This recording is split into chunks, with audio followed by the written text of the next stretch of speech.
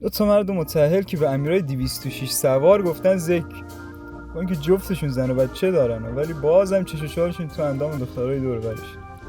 البته فیلمو که شما تا آخر ببینی میفهمی بدبختا تقصیری هم ندارن آخه. بدون وقت تلفی بریم سراغ ویدیو. فقط قبل شادت نره کانال فیلمگرام رو سابسکرایب کنی، چون کلی فیلم خفن قراره بهت معرفی کنم و وقت خالی تو پر کنم. خب اسم این فیلم هالپس هستش که دو تا زوج به اسم ریک و مگی و گریس و فرد رو میبینیم. مگی و فرد متاسفانه خیلی حول تشریف شدن، اینجوری که مگیشون جلوی زن خودش همسرش تو کسکون بقیه دختراست. حالا خدا نکنه مثل الان این دوتا مرد با هم دوتایی رفاقتی برن بیرون نصف شهر رو حامله میکنن. یه کافه میرن دوتایی، اینجا بارتندره رو میبینن و آنتناشون که سیخ میشه. دهن ریک آب میفته، ولی خب رفیقشون مثل خرمگس معرکه میاد وسط و نمیذاره ریک بره تو کار دختره. حالا اینجاش تازه جالب میشه. زن ریک و فرد دارن با هم پیاده روی میکنن و یه عامل به نظر من نفوذی باید بشه به اسم مشاور که همراهشونه. از چشم چرونی شوهراشون که مشاور بهشون میگه اگه میخواین رابطتون با همسراتون بهتر بشه باید 1 هفته بزنین هر غلطی که دلشون میخواد بکنن. با پشمام مگه میشه؟ من که میگم زنه از دوتا مردا پول گرفته که موقع زناشونو بزنه و بساط عشق و حالشونو بچینه. بعدش یه مهمونی دعوت میشن، یه رسوایی به بار میارن که خدا میدونه.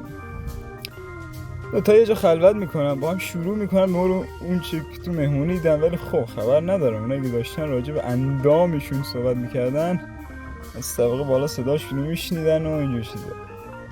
هیچی دیگه دعوا میشه، مرداشون غیرتی میشن و دست از پا دراز سر برمیگردن. حالا جالبه زنشون به جای اینکه پارهشون کنن بهشون میگن برین 1 هفته خوش بگذرونیم، فقط به شرطی که محصول این هفته 70 تا بچه نباشه. یا اینا توی دنیای دیگه زندگی میکنن یا اینکه چه میدونم، حرفی ندارم بزنم والا. ولی خب با اینکه این دوتا تو آبروریزی یه تپه نریده هم نذاشتن، یه لول جدیدی از آبروریزی رو رقم میزنن باز.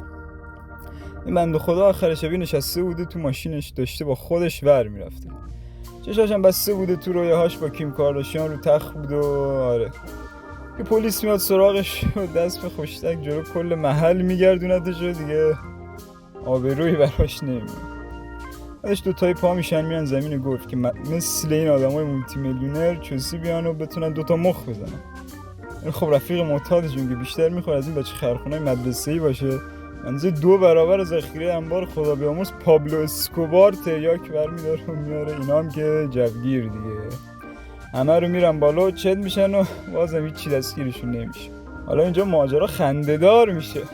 آش نخورده و دهن سوخته قشنگ روایت حال این دوتا بدبختاست.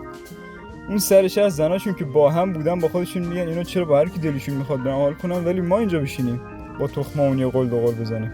آره دیگه دوتا مرد گیر میارن و با هم میریزن رو هم تا آخر شب از استخر و استخبارتی بگیر تا کلاب و مهمونی با این دوتا برقراره. آخر شب هم یه حال مشتی با هم میکنن. ماجرا همینجور میگذره تا اینکه این دوتا مرد بخت برگشته که با یا خودشون به روزشون میریدن و سگ بهشون پا نمیداد، دوتا کس ناب اسمی، یکیشون میلف یکم یه جیگر، بالاخره به اینا پا میدن و میرن واسه شالاب شلوب بازی. بیشتر از این توضیحات راجع به فیلم نمیدم که کامل اسپویل نشو، بتونین برین ببینین و بهتر کنین. دمتون گرم که تا آخر ویدیو با همون بودین. یادتون نره اون دکمه سابسکرایب رو بزنین و زنگوله کانال رو روشن کنین که ویدیوهای بعدی رو از دست ندین. فعلا